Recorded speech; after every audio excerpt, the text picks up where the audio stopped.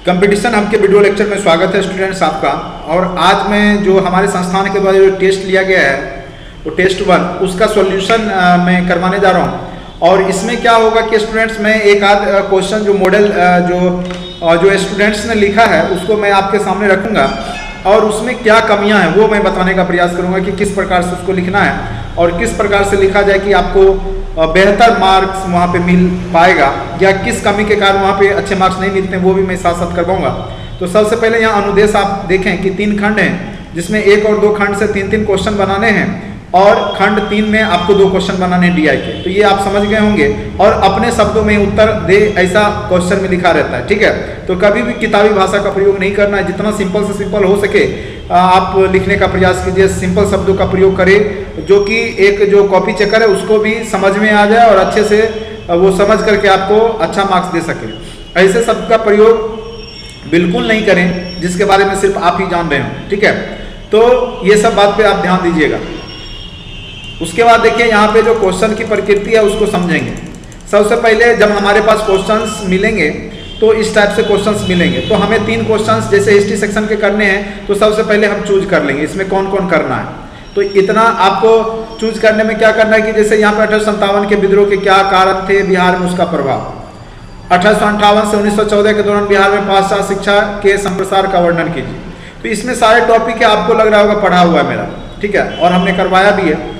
तो जो जो टॉपिक आपको चूज करना है उसको पहले चूज कर लीजिए। जैसे मान लीजिए हमने इसको चूज किया पाल कला सबसे पहले, तो पाल कला में या भवन निर्माण कला की विशेषताओं को बताना है, खास करके पाल कला तथा भवन निर्माण। तो उसकी जो भवन निर्माण है उसी के विशेषता पे ज़्यादा चर्चा करना है, ठीक है। और बौद्ध धर्म के साथ किस प्रकार जुड़ा था उसकी चर्चा करना है, ठीक है।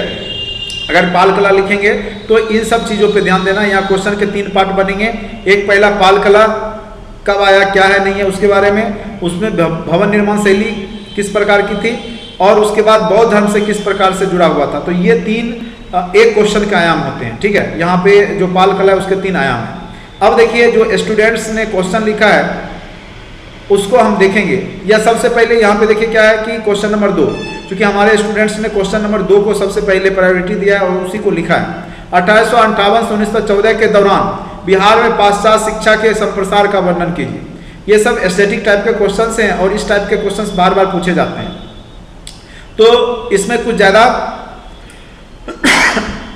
सोचना नहीं है, बस जैसा हमने नोट्स में आपको बताया था बस उसी को ध्यान में रखते हुए आप इसको लिख डालिए, ठीक है। तो सबसे पहले 3 क्वेश्चन चूज करके आप उसको टिक लगा लेंगे। क्वेश्चन के जो सब पार्ट है उसमें भी आप घेरा लगा लेंगे जिससे कि आपको जब क्वेश्चन लिखे तो वो 3 आयाम या 4 आयाम जो भी है वो आपके दिमाग में राउंड अप करता रहे और आप उसके हिसाब से आंसर राइटिंग कीजिए, ठीक है। चलिए जो कॉपी लिखा है हमारे स्टूडेंट्स ने उसको हम देखते हैं। इन्होंने सबसे पहला जो क्वेश्चन का आंसर दिया है वो दिया पाश्चात्य शिक्षा, ठीक है। बिहार में या भारत में पाश्चात्य शिक्षा के प्रसार के बारे में जो क्वेश्चन था, क्वेश्चन नंबर 2 जो आपने देखा कि प्राचीन समय से अभी तक जो भी है, तो 18वीं सदी से लेकर के अभी तक का 1914 तक का जो क्वेश्चन का जो पार्ट था, सब पार्ट था, उसको हम लोग देखेंगे कि क्वेश्चन में क्या थे। क्वेश्चन को एक बार फिर से यहाँ पे क्या कह रहा है कि 1858 से 1914 के बीच के प्रसार को लिखना है, ठीक है। तो 1858 आपको ध्यान देना है, ठीक है, यानी 1857 की क्रांति के बाद के चरणों को ऐसे ज़्यादा विशेष जोड़ करके आपको लिखना है, ठीक है। तो इस पे आपको ध्यान देना है। अब आइए इन्होंने क्या लिखा है वो देखते हैं। प्राचीन काल से, हाँ, भूमिका में इन्होंने ठीक लिखा है, प्राचीन काल से बिहार शिक्षा का महत्वपूर्ण केंद्र रहा है। शिक्षा के क्षेत्र में बिहार की विरासत गौरवशाली रही, बिल्कुल अच्छा। प्राचीन काल से शिक्षा में बिहार एक विशिष्ट पहचान मिली है। नालंदा और विक्रमशिला विश्वविद्यालय की कीर्ति पताका पूरी दुनिया में लहराई थी। इसका स्थान सिर्फ देश में नहीं वरन पूरे विश्व में। तो इन्होंने यहाँ प्राचीन गौरव में बातों को लिखा है, जो हमारी प्राचीन शिक्षा के बारे में इन्होंने इतिहास का थोड़ा जिक्र किया है। तो भूमिका आप ऐसे लिख सकते हैं, ठीक है, लेकिन इसको थोड़ा और कंसाइज कर सकते हैं। उतना आपके पास टाइम नहीं रहता है कि देखिए मेन जो क्वेश्चन का है हमें उस पर ज़्यादा फोकस करना है हमको। तो इसको 1-2 लाइन और कम करके लिखा जा सकता था, ठीक है। ऐसे इन्होंने लिखा, ठीक है, लेकिन फिर भी इसको 1-2 लाइन और कम कर सकते हैं आप, तो कर लीजिएगा। उसके बाद प्रमुख शिक्षा का केंद्र इन्होंने बताया है, ठीक है, मैप का यूज किया। देश में बात वास्तविक रूप से पाश्चात्य शिक्षा का आरंभ 1835 से माना जाता है। इसके साथ ही बिहार में पाश्चात्य शिक्षा का दौर प्रारंभ हुआ। लॉर्ड मैकाले की शिक्षा नीति बिल्कुल अच्छा इन्होंने शुरुआत कर दिया है, तो एक दो लाइन आप लिख सकते हैं शुरुआती दौर का। साथ ही यह भी घोषणा किया कि अंग्रेजी शिक्षा प्रदान करने वाले शिक्षण संस्थानों को वित्तीय सुविधा उपलब्ध कराई जाए, ठीक है। और बुकानन के कथन के अनुसार, तो ये आप देख रहे होंगे इनका भाषा बिल्कुल किताबी भाषा टाइप का है, तो इन्होंने कहीं ना कहीं किताब से जो है ज़्यादा जो है अंश लिया है। तो आप इतना यहाँ पे पूरा इतिहास बताने की जरूरत नहीं है। यहाँ पे आपको जो मेन आपके 1858 के बाद का जो विकास है उसके संदर्भ में आपको लिखना था। तो ये सब पॉइंट्स को आप हटा सकते हैं, ये आपका टाइम लिया, लेकिन नंबर आपके यहाँ से नहीं मिलने वाले हैं। अंग्रेजी शिक्षा के लिए बिहार के विभिन्न जिला में स्कूल स्थापित किया गया जो निम्न है, ठीक है। प्रारंभ में पाश्चात्य शिक्षा को लेकर बिहार के निवासियों में अनेक भ्रांतियां थी। अब देखिए ये इन्होंने बार बार जो है प्राचीन समय को लेकर के यहाँ पे इन्होंने प्रारंभ में पाश्चात्य शिक्षा को लेकर बिहार के निवासियों में अनेक भ्रांतियां थी, तो ये सब लिखने की आवश्यकता हम नहीं समझ रहे हैं यहाँ पे, जिसके कारण लाभ केवल बंगालियों ने उठाया। पाश्चात्य शिक्षा में बिहार के पिछड़ेपन का एक प्रमुख कारण बिहार का बंगाल में होना था। देखिए स्टूडेंट्स यहाँ कारण नहीं पूछ रहा है, तो ये सब आप जो लिखे हैं ये आपका टाइम वहाँ पे नष्ट हुआ है, ठीक है, आप इसको समझें। अंग्रेजी सरकार का भारत में बढ़ते कदम के साथ बिहार शिक्षा के क्षेत्र में पिछड़ने लगा, या जो भी है। 1858 से 1914 के समय को देखा जाए तो हम पाएंगे कि शिक्षा का केंद्रीकरण बंगाल में ही रहा था। 1854 में वुड डिस्पैच, अब देखिए ये लिख सकते थे आप, ठीक है, अंतर्गत बम्बई कलकत्ता मदर, हाँ ये सब आप पॉइंट्स लिखिए। 1866 में बिहार में बंगालियों में एक आधुनिक विद्यालय की स्थापना की गई, हाँ ये सब आप लिख सकते थे, ठीक है। आप नहीं तो मेरा जो हमने जो लिखा है उसको एक बार देख लें, टू द पॉइंट्स लिखने का प्रयास कीजिए, उतना कहानी बनाने की आवश्यकता नहीं है। अब देखिए इन्होंने 1874 में लिखा, बिल्कुल सही है। उसके बाद इन्होंने लिखा है, ठीक लिखा है, लेकिन थोड़ा स्वास्थ्य गड़बड़ होने की वजह से खांसी हो रहा है मुझे, उसके लिए मैं माफ़ी चाहूँगा। 1917 को पटना विश्वविद्यालय, देखिए अब डायरेक्ट आप 1917 पे आ गए, और भी बहुत सारे यहाँ पे आप देखेंगे कि विद्यालय या शिक्षण संस्थान बनाए गए, वो सब का चर्चा कीजिए, ठीक है। तो यहाँ पे आपको अच्छे मार्क्स मैं नहीं दूंगा, मेरे हिसाब से आपको जो लिखना चाहिए था उस पर आपने कम लिखा। तो जहाँ पे आपको आयाम मिला हुआ था 1858 से अभी तक का जो शिक्षा का के बारे में जो लिखना था, तो उसमें आपने थोड़ा सा यहाँ पे कम लिखा है, और जो पोर्शन कम लिखना था उसको आपने ज़्यादा लिखा है, ठीक है। तो यहाँ पे आपके मार्क्स उतने अच्छे नहीं मिलेंगे। मेरे समझ से आपको 38 में मुश्किल से यहाँ पे 16 से 17 नंबर आपको दिए जाएंगे, ठीक है। 16 से 17 नंबर आपको यहाँ पे मिलेंगे। मेरे हिसाब से मैं 17 दे देता हूँ, चूँकि आपकी हैंडराइटिंग अच्छी है, लेकिन जो भी हैं जिनका भी कॉपी है, इससे ज़्यादा आपको यहाँ पे इस आंसर राइटिंग में आपको नहीं मिलने वाला है। अब क्वेश्चन नंबर सेकेंड, जो आपने क्वेश्चन नंबर 3 को लिखा है उसको हम देखते हैं कि आपसे पूछा क्या गया और आपने लिखा क्या है। अब देखिए क्वेश्चन नंबर 3 यहाँ पे स्वामी सहजानंद और किसान सभा आंदोलन पर टिप्पणी लिखी है। बिल्कुल यहाँ पे आपको टिप्पणी करना अच्छे से, स्वामी सहजानंद और किसान सभा के आंदोलन में उनकी भूमिका को लिख देना है, और कुछ भी नहीं लिखना, यहाँ पे फालतू चीज नहीं लिखना। आपके पास टाइम कम है, जितना पूछा जा रहा है उतना लिखें, आप उतना ही अगर अच्छे से लिख देंगे तो उसी में आपके अच्छे मार्क्स आ जाएंगे। अब देखिए भारत में संगठित किसान आंदोलन खड़ा करने का श्रेय स्वामी सहजानंद सरस्वती को जाता है, बिल्कुल सही आपने लिखा। उन्होंने अंग्रेजी दास्ता के खिलाफ लड़ाई लड़ी, किसानों को जमींदारों के शोषण से मुक्त कराने के लिए निर्णायक संघर्ष किया, बिल्कुल अच्छा आपने लिखा। दांडी सन्यासी होने के बावजूद सहजानंद ने रोटी को ही भगवान कहा और किसानों को भगवान से बढ़कर बताया, बिल्कुल सही, बहुत अच्छा आपका भूमिका है यहाँ पे, इससे इंप्रेशन आपका बढ़ रहा है आंसर राइटिंग में। लेकिन अब देखिए आपने क्या किया कि स्वामी सहजानंद के जन्म के बारे में लिखने लगे, ये आप वहाँ मत लिखिए, ठीक है, चूंकि to the points Swami Sahajanand का जन्म उत्तर प्रदेश के गाजीपुर, आपको ये पूछ नहीं रहा, उनके जीवनी के बारे में आपको बिल्कुल नहीं लिखना है कि किस दिन जन्म हुआ, बचपन में क्या थे नहीं थे, उसके बारे में आपको नहीं पूछ रहा है, ठीक है। अब यहाँ से आपका फिर ठीक है, महात्मा गांधी के नेतृत्व में शुरू हुए आंदोलन ने बिहार में जब गति पकड़ी तो सहजानंद उसके केंद्र में थे। उन्होंने घूम घूम कर अंग्रेजी राज के खिलाफ लोगों को खड़ा किया। ये सब बिल्कुल अच्छा है, सही है। और थोड़ा सा जैसे आपने लिखा एकदम पूरा सटा सटा के और बिल्कुल भर दिया पैराग्राफ, तो पैराग्राफ 4 से 5 लाइन के बाद आप उसको आगे पीछे कीजिए, ठीक है। और इतना लिखने का प्रयास मत कीजिए, शॉर्ट में कंसाइज आंसर लिखने का प्रयास कीजिए कि कम में ही आपका आंसर जो मेन आयाम है उसको पकड़ ले, ठीक है। आपने बहुत ज़्यादा लिखा है, ठीक है, तो उतना भी ज़्यादा आप लिखेंगे तो चूंकि वहाँ पे आपके पास टाइम कम रहता है। देखिए यहाँ पे क्या लिखा है आपने, लोग ये देखकर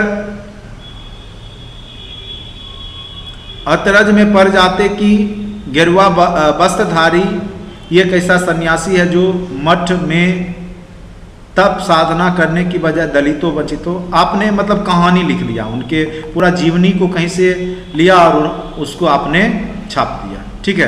तो बिल्कुल आपको जो है वहाँ ये सब पॉइंट्स लिखने में आपका टाइम भी गया और आपके मार्क्स भी नहीं मिले। चंपारण आंदोलन में सफलता मिलने के पश्चात बिहार के किसान काफ़ी उत्साहित हुए, ये सब आप लिख सकते हैं।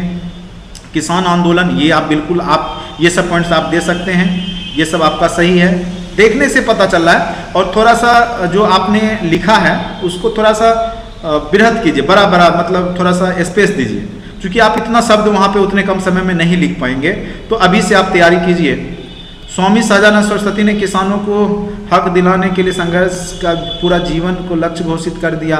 उन्होंने नारा दिया, कैसे लोग माल गुजारी लठ हमारा जिंदाबाद। बाद में ठीक है ये सब आपने लिखा, लेकिन थोड़ा सा मुझे लग रहा है आपने बहुत ज़्यादा इसमें उनके जीवनी के बारे में चर्चा कर दिया। इतना नहीं लिखना था, आपको किसान आंदोलन से रिलेटेड मेन पॉइंट्स को लिख करके आंसर का जवाब देना था। देखिए आपके मार्क्स मेरे हिसाब से यहाँ पे कुछ कट जाएंगे, क्योंकि आपने बहुत ज़्यादा लिखा है इसमें, इतना आपके पास टाइम नहीं रहता है कि आप इतना लिख पाइएगा, ठीक है। आपने तो मुझे लगता है कि बहुत लंबा चौड़ा आंसर कर दिया और आप जो मेन मुद्दा है उससे भटक गए। आप जो पूछा जा रहा है उसके साथ साथ आपने बहुत सारा चीज़ लिख दिया, जिस कारण से आपके अच्छे मार्क्स यहाँ पे नहीं मिलेंगे। और मुझे लगता है कि आप वहाँ टाइम मैनेजमेंट भी नहीं कर पाएंगे अगर इस तरीक़ा से आप लिखेंगे तो मेरे समझ से ये 16 नंबर से आपको ज़्यादा हम इसमें आपको नहीं दे रहे हैं, ठीक है। अब आइए नेक्स्ट क्वेश्चन। मैंने पढ़ा भी नहीं आपका पूरा, मैं देख लिया, लिखने से पता चल जाता है कि आपको जो आप आंसर लिखते हैं ना उससे वो आपके जो डायग्राम होते हैं, स्ट्रक्चर होता है, उससे कॉपी चेकर भांप लेता है।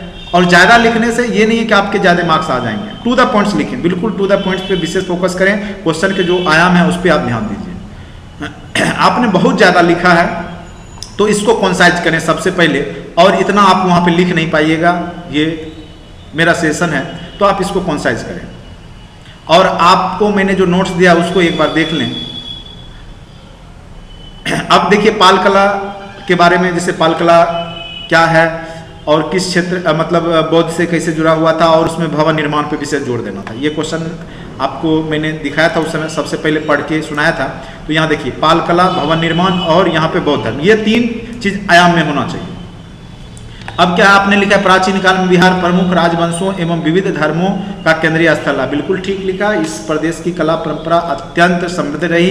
इस परंपरा को पाल युग में भी अत्यधिक मजबूती मिली। बिहार और बंगाल के क्षेत्रों में पाल, बिल्कुल ठीक है। ये भूमिका आपने अच्छा लिखा है, तीनों क्वेश्चन की भूमिका को आपने अच्छा लिखा है। पाल कला की प्रमुख विशेषताओं को हम कला के विविध रूप, स्थापत्य कला, मूर्ति कला, चित्रकला आदि के संदर्भों में देख सकते हैं। बिल्कुल अच्छा इन्होंने लिखा है, यहाँ पे बिल्कुल सही है, बहुत अच्छा डायग्राम का यूज किया। पाल स्थापत्य, हाँ आप क्वेश्चन के टू द पॉइंट पे गए हैं, पाल स्थापत्य को लिखा है। तो पाल स्थापत्य में जैसे स्थापत्य कला के क्षेत्र में पाल शासक महान निर्माता थे, पाल काल में अनेक, हाँ ये सब बिल्कुल सही है आपने लिखा, बहुत अच्छा। क्वेश्चन के आयाम मिले। अब देखिए यहाँ पे आपने क्या किया कि बहुत ज़्यादा लिखा और इसमें आप लिखते गए, ना ही आपने 4-5 पॉइंट के बाद इसको बदला, तो क्वेश्चन जो कॉपी चेकर है ना वो बोर फील होगा यहाँ पे, ठीक है, वो उसको मज़ा नहीं आने वाला है इस कॉपी में। आप इसको टू द पॉइंट्स करते, पॉइंट्स बनाते, बुलेट पॉइंट्स देते, अलग अलग लिखते, तो आपको ज़्यादा मार्क्स आते। आपने लिखा वही चीज़, लेकिन इसको कॉन्साइज कीजिए। फिर मैं वही बात बोलूँगा, आपके कॉपी में लिखा हुआ सब कुछ है, ऐसा नहीं है कि आपने नहीं लिखा है, लेकिन अब वहाँ पे स्थापत्य पे विशेष जोर था, तो अब मूर्ति वगैरह पे लिखने की कोई खास जरूरत नहीं है, ठीक है। उसके बाद है बौद्ध धर्म के साथ संबंध, बिल्कुल ये तीसरा आयाम आपने लिखा है, तो ठीक है, अच्छा है। पाल शासक बौद्ध मतानुयायी थे। पाल शासकों ने ऐसे समय में बौद्ध धर्म का संरक्षण प्रदान किया जब भारत इस धर्म में पतन हो रहा था, ठीक है। बौद्ध धर्म से जुड़ा हुआ जैसे नालंदा विक्रमशिला विश्वविद्यालय, ठीक, सोमपुरी पहाड़पुर, ठीक है, तो ठीक है, ये आपने ठीक लिखा है, ठीक है। तो इसमें आपको नंबर मिलेंगे, लेकिन आपने कुछ ज़्यादा लिखा है तो आप वहाँ इतना लिख नहीं पाएंगे, इसलिए थोड़ा सा कॉन्साइज कर लेंगे हम। इसमें आपको 19 नंबर दे रहे हैं, ठीक है। लेकिन आप इस बात पे ध्यान देंगे कि इतना नहीं लिखेंगे, आप इसको कॉन्साइज करें। मेरे पास भी टाइम का अभाव रहता है, तो मैं बस आपको ओवरव्यू दे रहा हूँ। आप कहेंगे कि लाइन बाय लाइन पढ़ें, तो शायद मेरे पास टाइम नहीं है, और यहाँ पे मैं जो स्ट्रक्चर देख के समझ पा रहा हूँ, जो कमियाँ हैं वो मैं आपको बता दे रहा हूँ। चलिए अब हाँ, रूस यूक्रेन वाला क्वेश्चन क्या था, अब उसको देख लेते हैं। अब देखिए यहाँ पे क्या था क्वेश्चन कि रूस यूक्रेन युद्ध का वैश्विक आपूर्ति श्रृंखला पे कैसा असर पड़ा।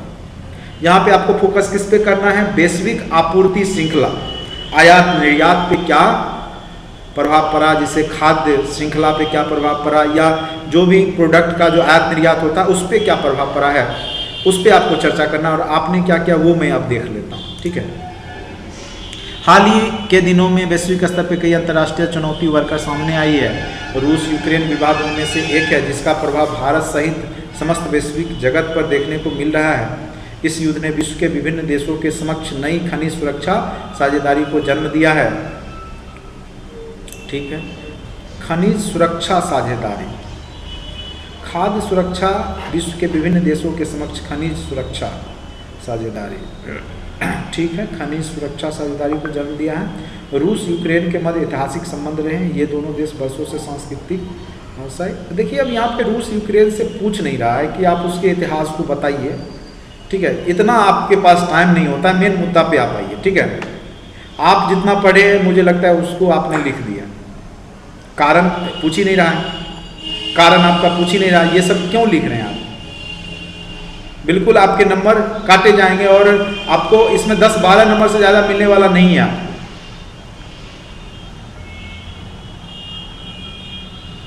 अब पूरा कहानी कब आक्रमण किया, क्या किया, इसमें आपको बस क्या प्रभाव पड़ा है श्रृंखला पे, जैसे आयात निर्यात पे क्या प्रभाव पड़ा है, महंगाई बढ़ी है, उसको लेकर के आपको लिखना था। मुद्रास्फीति देखने को मिला है, खाद्य सुरक्षा, जैसे बहुत सारे श्रीलंका वगैरह है खाद्य सुरक्षा से जूझ रहे हैं, पूरा विश्व जो खाद्य श्रृंखला जो यूक्रेन के माध्यम से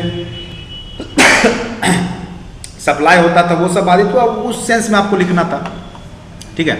आपके नंबर यहाँ पे 10 से 12 नंबर आपको दिए जाएंगे, उससे ज़्यादा आपको यहाँ पे मिलने वाला नहीं है, वो भी आपने इतना लिखा इसीलिए टू द पॉइंट आपने हाँ ये कुछ लिख देते, जैसे प्रभाव पूछ रहा था तो ये आपका जो है पॉइंट्स उसमें आ जाता है, खाद्य श्रृंखला, आपूर्ति श्रृंखला, हाँ ये आपको बस लिखना था, ठीक है। आपने बहुत ज़्यादा लिख दिया, आप टू द पॉइंट लिखे, जो पूछ रहा है उतना ही लिखें, ज़्यादा लिखने का प्रयास ना करें, ठीक है।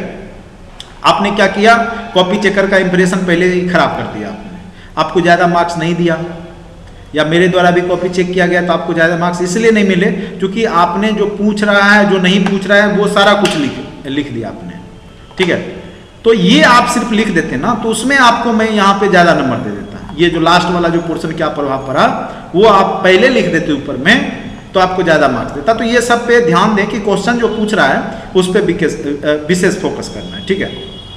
चलिए अब नेक्स्ट क्वेश्चन क्या है, भारत और श्रीलंका के बीच बौद्धिक, सांस्कृतिक, धार्मिक, भाषाई संबंध शुरुआत से रहे। अब क्वेश्चन में देख लेता हूँ क्वेश्चन के क्या आयाम हैं, श्रीलंका के आर्थिक संकट के क्या कारण हैं। चलिए ठीक ठीक ठीक, बिल्कुल सही। इसको थोड़ा सा आप क्या कीजिए, संकट लिखे तो इसको विभिन्न पार्टों में बांट करके आप देखे होंगे हमने जो नोट्स दिया है उसमें कैसे हमने लिखा है, तो उस पर आप थोड़ा सा देख लेंगे, उस टाइप का अगर आंसर राइटिंग करेंगे तो आपको अच्छे मार्क्स आएंगे।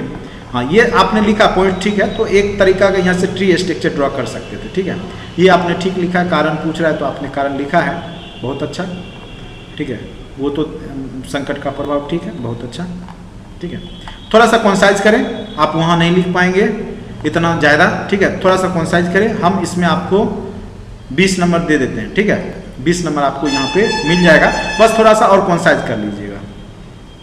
चलिए अब नेक्स्ट आते हैं। 27 मार्च 2020 को भारत मिशन शक्ति को सफलतापूर्वक अंजाम देते एंटी सैटेलाइट। चलिए ठीक है, ठीक है। हाँ, ये सब अगर आप ड्रॉ करते हैं तो आपको अच्छे मार्क्स मिलेंगे। ठीक है, एंटी सैटेलाइट के बारे में हाँ इतने पॉइंट्स आपने लिखा है। ठीक है, तो थोड़ा सा कॉन्साइज, फिर मैं एक बार यही कहूँगा कि कॉन्साइज कर लेंगे और मेन जो पॉइंट्स है उसको लिखने का प्रयास करेंगे। ठीक है, और ट्री स्ट्रक्चर वगैरह के इसमें आपने यूज़ नहीं किया है, वो सब आप करने का प्रयास करेंगे। और पैराग्राफ को थोड़ा थोड़ा छोटा छोटा करेंगे, ये 4-5 लाइन का पैराग्राफ बनाइए, उससे ज़्यादा बड़ा मत बनाइए। ठीक है, चलिए अब आ जाते हैं DI सेक्शन पे। और DI का चूँकि मैं क्वेश्चन देख करके आपको सॉल्व करके इसका सॉल्यूशन मैं भेज दूंगा और आंसर फिर बाद में मिला लेंगे। ऐसे आपका लिखावट बहुत अच्छा है और मार्क्स आपको अच्छे मिलेंगे। ठीक है, ये DI अगर आपने सही बनाया होगा तो इसमें कहीं भी कटकुट नहीं है, और इस तरीका के अगर आप आंसर सही मिला दिए हैं तो आपके 32 में 32 मार्क्स यहाँ पे मिल जाएंगे। लेकिन मैं अभी इसका आंसर की मिलाया नहीं हूँ, तो ये मैं अभी इस पर मार्किंग नहीं करूँगा। जब मैं इसका तैयार कर लूँगा आंसर की, तब जाके इसका मार्किंग करूँगा। तो जो लोग देखें इस आंसर राइटिंग को, तो उसमें आपको लगा होगा कि इन्होंने कुछ ज़्यादा लिखा, टू द पॉइंट्स के जगह पे इन्होंने कुछ ज़्यादा ही जो है पूरा कहानी गढ़ने का प्रयास किया, जिससे इनके मार्क्स कम आए। बिलो 50% या अप्रॉक्स 50% ही इनको मिला, जबकि इनकी हैंडराइटिंग अच्छी है और डिजाइनिंग वगैरह भी ये अच्छे कर सकते हैं, लेकिन इनके मार्क्स थोड़े कम आए क्योंकि इन्होंने टू द पॉइंट्स की जगह पूरी कहानी को ही इन्होंने लिख दिया। तो आप लोग भी जो यह वीडियो देख रहे होंगे, तो थोड़ा सा अगर आप इस टाइप से कर रहे हैं तो इस पे ध्यान दीजिएगा, मेरा सजेशन है। बाकी बेहतर हो आपका भविष्य और आप बेहतर करें, प्रैक्टिस करते रहें, कॉन्साइज लिखने का प्रयास करेंगे, छोटा लिखने का, ज़्यादा नहीं, सिंपल शब्दों का प्रयोग करना है।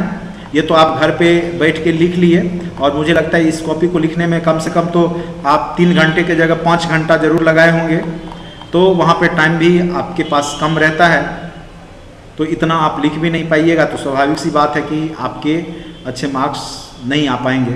तो थोड़ा सा ध्यान दीजिएगा, कॉन्साइज करें। इसका निष्कर्ष यही है इस कॉपी का कि आपको अगर आपने DI दोनों बनाया है सही, तो आपके 140 के आसपास नंबर आपको मिलेंगे। ठीक है, 140 बहुत हो गया, उससे ज़्यादा आपको यहाँ पे मार्क्स नहीं मिलेंगे अगर इस टाइप से अगर आप वहाँ भी लिख देते हैं तब। ठीक है, तो थोड़ा सा ध्यान देंगे इस चीज़ को। तो आज के लिए इतना ही, बस मेरा एक ये था कि आप लोग कैसे लिखते हैं। मैं भी अभी जस्ट इनका रेंडमली कॉपी निकाला और बस देखा, अब मेरे पास भी थोड़ा सा टाइम का अभाव रहता है। बस इन्होंने लिखा है, सब कुछ लिखा है, बस टू द पॉइंट्स इन्होंने नहीं लिखा है, बस निष्कर्ष मैं यही कह सकता हूँ। चलिए आज के वीडियो लेक्चर में इतना ही। Thank you so much watching for this video.